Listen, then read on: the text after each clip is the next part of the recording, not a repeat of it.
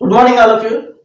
మనం ఈ వీడియోలో టాప్ లోడ్లో ఇన్వర్టర్ మోడల్ నేర్చుకోబోతున్నామండి.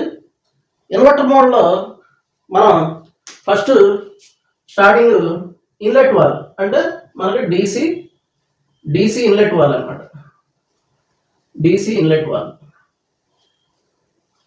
ఈ డీసీ ఇన్లెట్ వాళ్ళు మనకి ఏంటంటే మొన్నటి వరకు మనం ఏసీ సప్లైలో చూసాం. ఈ డీసీ ఇన్లెట్ వాల్ అనేది డైరెక్ట్ కరెంట్ మీద వర్క్ చేస్తుంది అనమాట. అంటే డీసీ వోల్టేజ్ అనమాట. ఈ డీసీ వోల్టేజ్ అనేది మనకి ఇదివరకులాగా మనం డైరెక్ట్గా ఈ వాల్ని చెక్ చేయాలంటే ఏసీ మీద కుదరదు అనమాట. దీన్ని డీసీ వోల్టేజ్ మీద మాత్రమే మనం చెక్ చేయాల్సి ఉంటుంది. ఆ డీసీ వోల్టేజ్ మీద చెక్ చేస్తేనే ఈ వాల్ అనేది పనిచేస్తుందా లేదా అనేది తెలుసుకోవచ్చు. దాంతోపాటు ఏంటంటే దీని రెసిస్టెన్స్ మనకి ఏదైనా ఒక గుర్తుపెట్టుకోండి, ప్రతిదీ కూడా మనం మల్టీమీటర్ ద్వారా వాటిని తెలుసుకుని రిపేర్ చేయడం, నేర్చుకుని రిపేర్ చేయడం వల్ల మనకి మంచి అడ్వాంటేజెస్ ఉంటాయండి. మనం ఎప్పుడైనా సరే ఏదైనా సరే నేర్చుకోకుండా చేయకూడదు. ఫస్ట్ ఆఫ్ ఆల్ అది నేర్చుకుని చేయాలి. మీకు సరదాకి ఎప్పుడు ఇన్స్టిట్యూట్ ట్రైనింగే కాదు కదా, సరదా కూడా కొన్ని విషయాలు జోక్స్ చెప్పుకోవాలన్నమాట. మా సార్ చెప్పేవాళ్ళు సరదాగా ఒక చిన్న విషయం చెప్పారు. అంటే మనం యాక్టివ్గా ఉండడానికి, అంటే కూర్చుని నిద్రపోకుండా ఉండడానికి అనమాట. ట్రైనింగ్లో కొంతమంది జోలపాటు పడినట్టు చక్కగా నిద్రపోతూ ఉంటారు. అలా మధ్యలో ఏదన్నా చెప్పుకుంటే కొద్దిగా వాళ్ళు నిద్ర మేలుకుని మంచి యాక్టివ్గా కొద్దిగా నవ్వుకుంటారు. మీకు ఒక చిన్న ఎగ్జాంపుల్ చెప్తా. ఏంటంటే ఒక ఎయిర్పోర్ట్లో ఒక అతను ఈ ఎయిర్పోర్ట్లో ఈ స్వీపర్ అనమాట, అంటే ఫ్లైట్ క్లీన్ చేసే అతను ఉన్నాడు అనమాట. ఆ ఫ్లైట్ క్లీన్ చేసే అతను వెళ్ళి ఫ్లైట్ అవన్నీ క్లీన్ చేస్తున్నాడు. క్లీన్ చేస్తుంటే అందులో ఈ ఫ్లైట్ నడిపే కెప్టెన్ ఈయన ఏమన్నారంటే, ఈయన అడిగాడు, ఈ స్వీపర్ అడిగాడు అనమాట, సార్ ఇది మీరు ఫ్లైట్ ఎలా తోలుతారు సార్ అని అడిగాడు.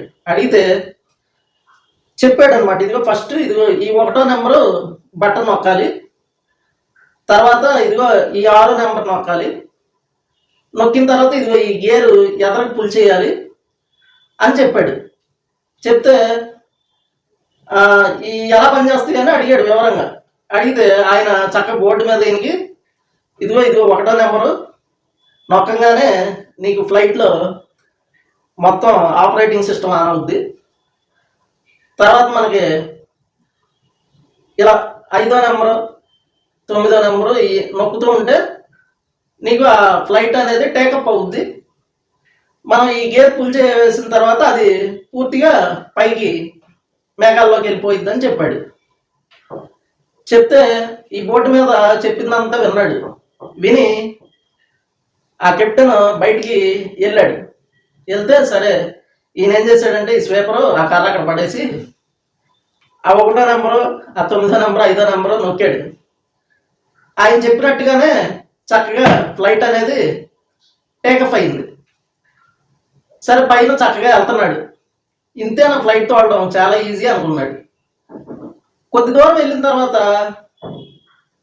ఈయన మళ్ళీ తిరిగి వెనక్కి వచ్చి దిగాలి. దిగడానికి ఏం నొక్కాలో తెలియదు. ఇక్కడ చూడండి, ఈ దిగడానికి ఏం నొక్కాలో తెలియక చివరాఖరికి ఫ్లైట్ క్రాష్ అయిపోయి బ్లాస్ట్ అయిపోయింది. ఇలా అందుకని నేను పదే చెప్తూ ఉంటా, మనం కొద్దిగా నేర్చుకుని వర్క్ చేయడం వేస్ట్ అండి. ఏదైనా సరే పూర్తిగా నేర్చుకోవాలి. అది సగం అది మన బాధిస్తుంది, బాగా ఇబ్బంది పెట్టిద్ది. ఎందుకు అంటే ఒక వర్క్ వెళ్తాం, ఆ వర్క్ వెళ్ళినప్పుడు ఏదో మనకు తెలిసిన 4 ప్రయోగాలు చేస్తాం. నేను చాలామంది బయట టెక్నీషియన్స్ని చూశాను. ఎందుకంటే నేను డైరెక్ట్ ఫ్యాకల్టీ కాదండి, నేను 10 ఇయర్స్ పాటు నేను ఫీల్డ్ వర్క్ చేశాను. ప్రతి ఇంటికి 10,000 మంది కస్టమర్స్ ఇళ్ళకి నేను వెళ్ళా. 10,000 మంది కస్టమర్ ఇళ్ళకి ప్రతి గుమ్మం తలుపు కొట్టి నేను వర్క్ చేశాను. చాలా మంది చిన్నవాళ్ళు నా జూనియర్స్ ఉండేవాళ్ళు, వాళ్ళందరూ కూడా ఫస్ట్లో వచ్చినప్పుడు వాళ్ళు ఐటీఓ డిప్లొమా చదివి ఏదో సరిగ్గా నేర్చుకోకో లేకపోతే సరిగ్గా నేర్పకో ఇలా వాళ్ళు లాటరీ సిస్టమ్ ఫాలో అయ్యేవాళ్ళు అనమాట. అంటే ఇన్లెట్ వాళ్ళు అంటే వాటర్ రావట్లా, ఇన్లెట్ వాళ్ళు పోయిందని చెప్పి ఇన్లెట్ వాళ్ళు తెచ్చేసేవాళ్ళు. నీళ్ళు అయినా రావు, అయినా వచ్చేవి కాదు. తర్వాత బోర్డు పోయి ఉంటుందని బోర్డు తెచ్చేసేవాళ్ళు, అయినా నీళ్ళు రావు. ఇక వాళ్ళు బుర్రగొక్కుని ఇదేంటి ఇన్లెట్ వాళ్ళు వేసాం, బోర్డు వేసాం, తర్వాత వైరింగ్ కిట్ పోయిందని వాళ్ళు. ఇవన్నీ ఏంటంటే లాటరీ అనమాట. అంటే మనం మీటర్ పుచ్చుకోకుండా పోయి ఉంటుంది అని అనుకోవడం, ఇది లాటరీ సిస్టమ్ అనమాట. ఇది ఎప్పటికీ సక్సెస్ కాదండి. లాటరీ గెలిచి మనం కోటీశ్వర్లు అవడం అనేది ఎంతవరకు, కోటి మందిలో ఒకడు కూడా అవుతాడా అవడా, ఆ డబ్బులు నిలబెట్టుకుంటాడా లేదా అనేది తెలియదు. అలాగే ఈ వర్క్ కూడా అంతే, లాటరీ సిస్టమ్ సక్సెస్ అసలు అవనే అవదండి. సరే, ఈ విషయం ఊరికే సరదా మధ్యలో సరదా చెప్పాను, ఇంక ఇది వదిలేండి. మన డీసీ ఇన్లెట్ వాల్ అనేది ఏసీ సప్లై అనేది దీనికి ఎట్టి పరిస్థితుల్లో ఇవ్వకూడదు. అర్థమైందండి? డీసీ ఇన్లెట్ వాళ్ళకి డీసీ సప్లై మాత్రమే ఇవ్వాలన్నమాట. అది ఈ డీసీ ఇన్లెట్ వాల్ వల్ల వచ్చే ప్రాబ్లమ్స్ చెప్తా. సేమ్ అండి, మామూలుగా మనకి డీసీ ఇన్లెట్ వాళ్ళలో వాటర్ అనేది వాటర్ ఇన్ అవ్వదు. అంటే వాటర్ లోపలికి వాటర్ టబ్లో పడదనమాట. వాటర్ ప్రాబ్లం, వాటర్ ఇన్లెట్ అవ్వదు, వాటర్ అనేది ఇన్లెట్ అవ్వదు. తర్వాత సెకండ్ ప్రాబ్లం ఏంటంటే మనకి సప్లై ప్రాబ్లం. అంటే డీసీ పవర్ అనేది దీనికి రాకపోతే ఇన్లెట్ వాల్ పనిచేయదు. డీసీ పవర్ అనేది రాకపోయినా ఇన్లెట్ వాల్ అనేది పనిచేయదు. తర్వాత inlet valve failure, inlet wall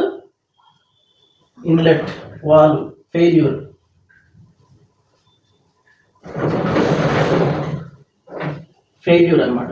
inlet valve failure అయినా మనకు ఈ ఇన్లెట్ వాల్ అనేది పనిచేయదు. మనకి ఫస్ట్ది వాటర్ ఇన్లెట్ అవ్వకపోవడం, అంటే నీళ్లు లోపలికి, అంటే ఇన్లెట్ వాల్ దగ్గర వాటర్ రాకపోవడం, లేకపోతే ఫిల్టర్లో బ్లాక్ అయిపోవడం, అలా జరిగినా కానీ ఇన్లెట్ వాల్కి లోపలికి మన డ్రమ్లో వాటర్ పడదు. రెండోది దీనికి డీసీ పవర్ రావాలి. ఆ డీసీ పవర్ రాకపోయినా ఆ ఇన్లెట్ వాల్ ఓపెన్ అవ్వదు.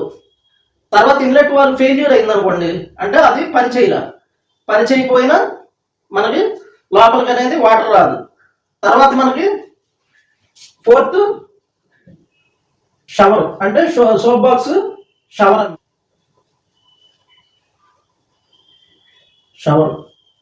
షవర్ బ్లాక్ అవడం.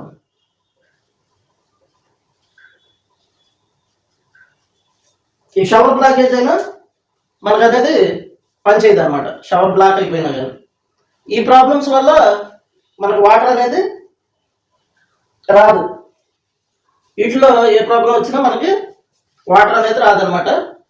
ఇప్పుడు ఈ వాటర్ రాదు కాబట్టి మనం ఈ వాటర్ రావాలంటే ఏమేమి ఉండాలి? వాటర్ ఇన్లెట్ లోపల అనేది మనకు తెలిసిందే, ఫిల్టర్ క్లీన్ చేసుకుంటే వాటర్ అక్కడికి వస్తుందో లేదో తెలిసిపోవద్దు. తర్వాత మన డీసీ పవర్ అండి.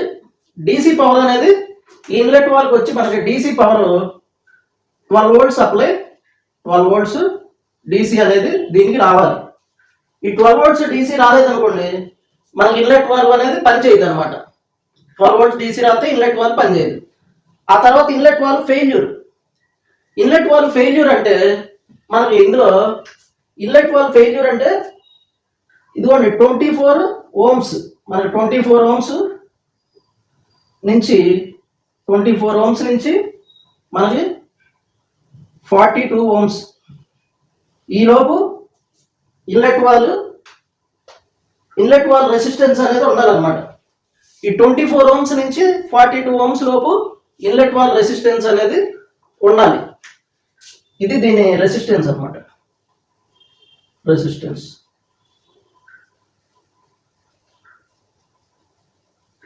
ఈ రెసిస్టెన్స్ అనేది ఉండాలన్నమాట. 24 నుంచి 42 అంటే మనకి ఇంచుమించుగా అన్ని వాల్స్ కూడా 38 ohms వరకు వస్తాయి అన్నమాట. కొన్ని మోడల్స్ 42 ohms వరకు వస్తాయి. అందుకని 24 ohms నుంచి 42 ohms వరకు దీని రెసిస్టెన్స్ ఉండాలి.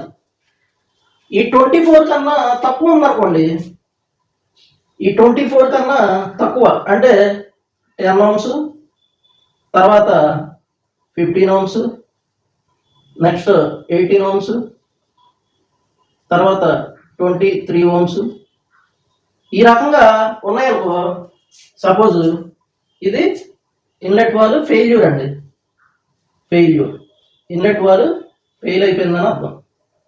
ఈ ఓమ్స్ అనేది ఉంటే మనకి ఇన్లెట్ వాల్ ఫెయిల్ అయిపోయిందని అర్థం అనమాట. ఈ రెసిస్టెన్స్ ఉన్నప్పుడు మనకు దీంతో పాటు బోర్డులో కూడా ఆ ఐసీలు కానీ ట్రాన్సిస్టర్లు కానీ కూడా షార్ట్ అయిపోయే అవకాశం ఉంటుంది అనమాట. అది అయితే మనకి ఇదిగోండి ఇన్లెట్ వాల్ అనేది ఇలా ఉంటుంది. ఈ ఇన్లెట్ వాల్ అనేది ఈ రకంగా ఉంటుంది అనమాట. మనకి డీసీ ఇన్లెట్ వాల్ అనేది, ఇది డీసీ ఇన్లెట్ వాల్ అనమాట. దీనికి 12 volts సప్లై వస్తే ఇది వర్క్ అవుతుంది. 12 volts రావడానికి దీని రెసిస్టెన్స్ 24 నుంచి 42 ohms లోపు దీని రెసిస్టెన్స్ ఉండాలి. ఒకవేళ ఈ కింద ఉన్న రెసిస్టెన్స్ కనుకుంటే ఇది ఫెయిల్యూర్ అయిపోయినట్టు అనమాట. తర్వాత మనకి ఇదిగోండి ఈ టైప్ కూడా ఉంటాయి, ఈ టైప్ కూడా మనకు ఉంటాయి అనమాట. ఈ టైప్ ఉన్న వాటిలో ఇది మెయిన్ ఇన్లెట్ వాల్వ్, ఇది లోపల వాటర్ స్ప్రే చేస్తుంది అనమాట. అంటే వాటర్ బట్టలు వాష్ అయ్యేటప్పుడు ఇది స్ప్రింక్లింగ్ అంటే జిమ్ముతూ ఉంటుంది వాటర్. ఇది జమ్మడానికి, బట్టల పైన ఇలా జమ్మడానికి ఇది షవర్ లాగా ఈ వాటర్ స్ప్రింక్లింగ్ చేయడానికి ఈ వాల్ ఉపయోగపడుతుంది. ఇది ఇలా ఉంటాయి ఫ్రెండ్స్ ఇన్లెట్ వాల్ అయ్యి. Thank you.